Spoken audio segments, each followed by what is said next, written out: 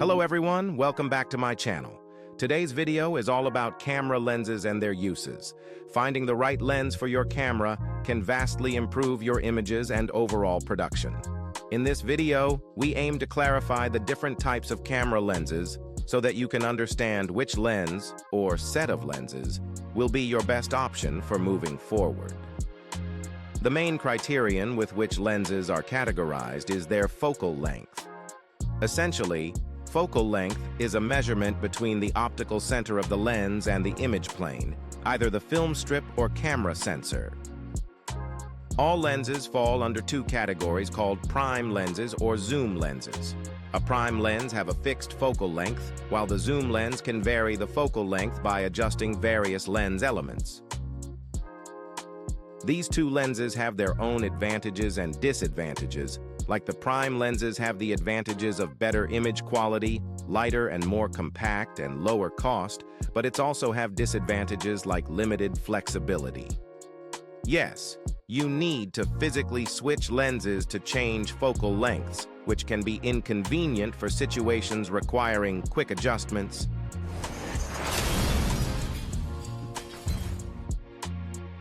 On the other hand, zoom lenses have the advantages of variable focal length, versatility, and travel-friendly. The disadvantages of zoom lenses are slower aperture, larger and heavier, and higher cost. So you need to choose lens according to your shooting style and priorities. Now that we covered two categories of lenses, so let's go over to the specific types of lenses used by filmmakers and how different lenses can create completely different effect. Let's start with the extreme wide-angle lenses, or fisheye lenses. Extreme wide-angle lenses range between 18 millimeters to 24 millimeters. These lenses can simultaneously capture close-ups and landscapes in one shot. Some lenses have distinct distortion. This kind of lens are called fisheye lenses. As we say, the key feature of a fisheye lens is the dramatic distortion it creates. Unlike regular lenses that produce straight lines, fisheye lenses bend and curve straight lines, resulting in a bulging or convex image with a circular or hemispherical look. Fisheye lenses are commonly used for extreme sports, stylized POV shots, depicting altered mental states and simulating security cam footage. Now look at this fisheye shot from the movie The Favorite. In this shot, we are never quite sure where characters' alliance lay. In this instance, the fisheye lenses does an excellent job heightening and exaggerated the emotions of the characters. So fisheye lenses provide a dramatic, ultra-wide view with a curved perspective. If you want a wider view without the distortion, let's shift gears to wide-angle lenses, which offer a more natural look while still capturing expansive scenes. A wide-angle lens is any lens with a focal length that is shorter than the length of the sensor or film. For a 35mm sensor, wide-angle lenses would range between approximate 24 millimeters to 35 millimeters. A wide-angle lenses produces a wider frame, which helps to establish locations and settings, clarify character geography in master shots, and finally accentuate camera movements. In filmmaking, one of the most practical reasons to use a wide lens is simply because you can fit more into the frame. Normal and telephoto lenses often do not create frames larger enough to capture the details of a location or the production design of a scene. This is where a wide-angle lens comes in.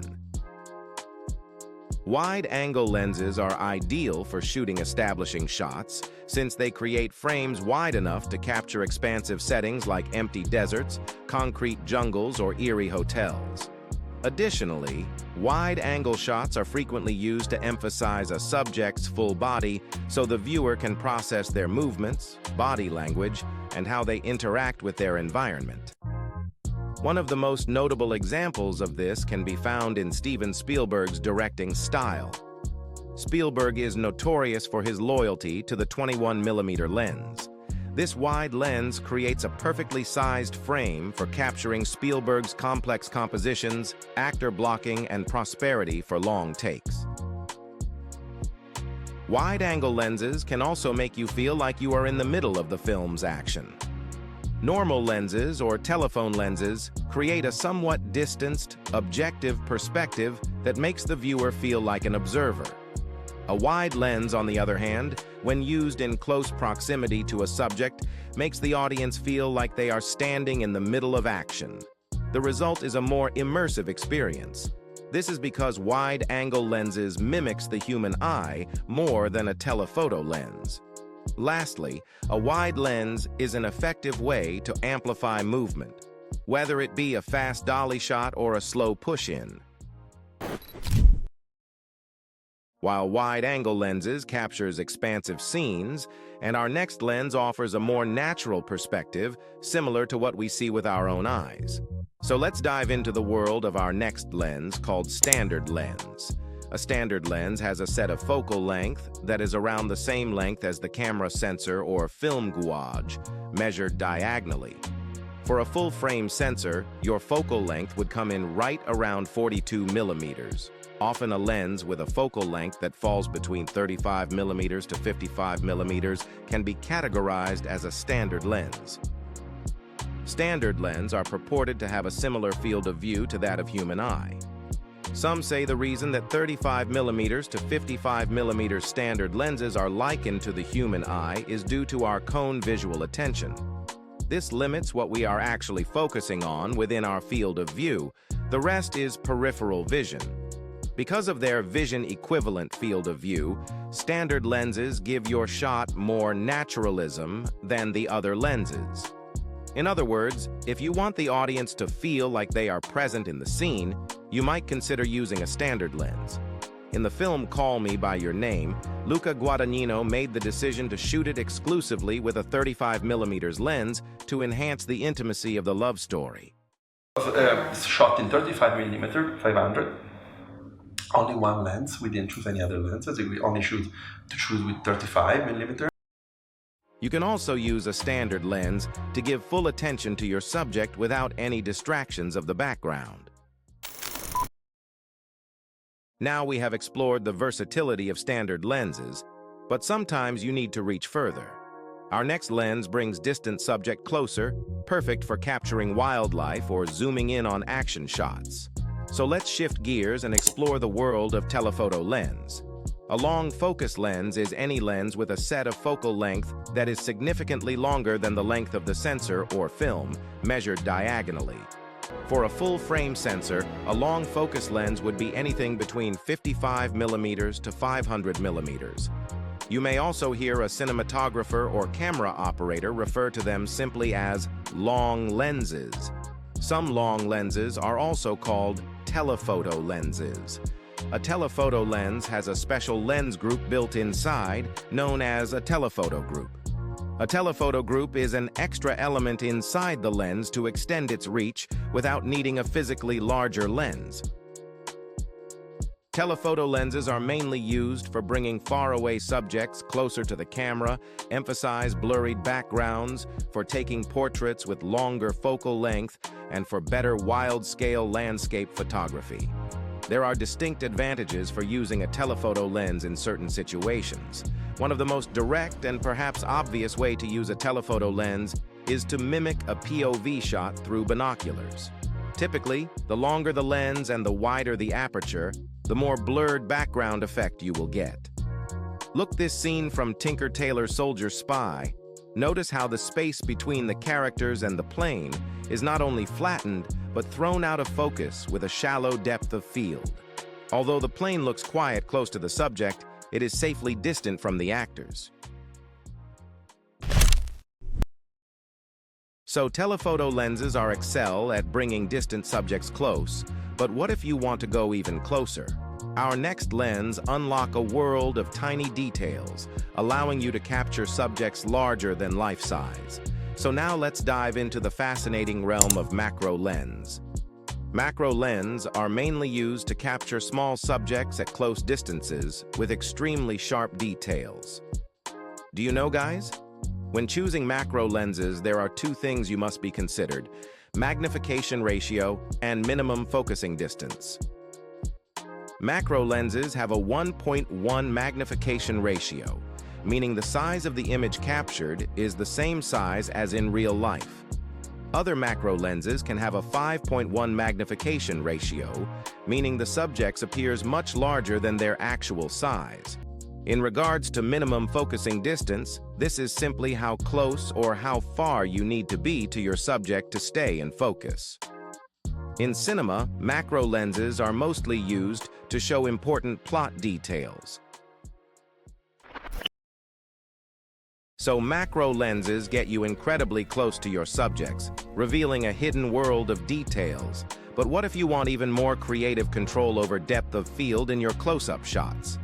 Here is our next lens offer a unique way to achieve split focus effects, keeping some parts of your image sharp at different distances.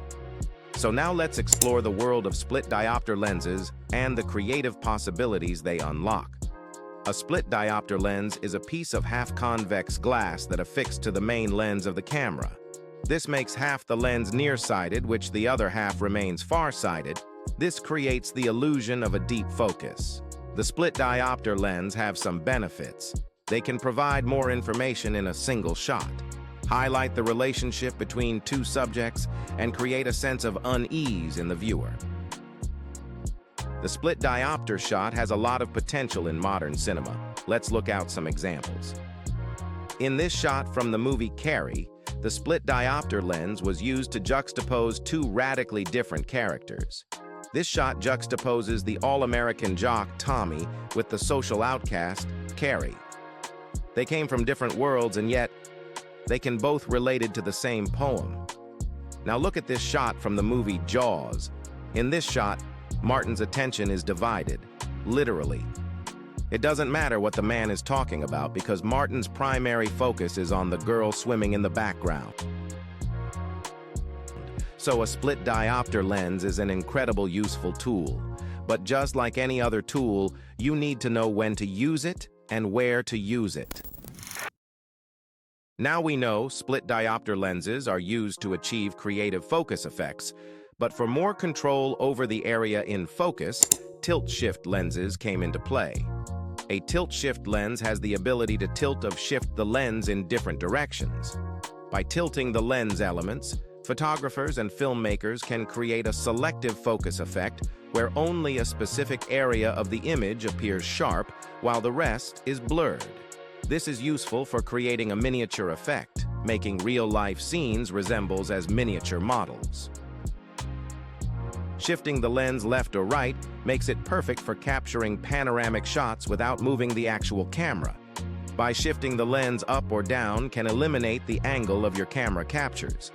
Tilt-shift photography can straighten out the converging lines and is often used for architectural photos for this reason.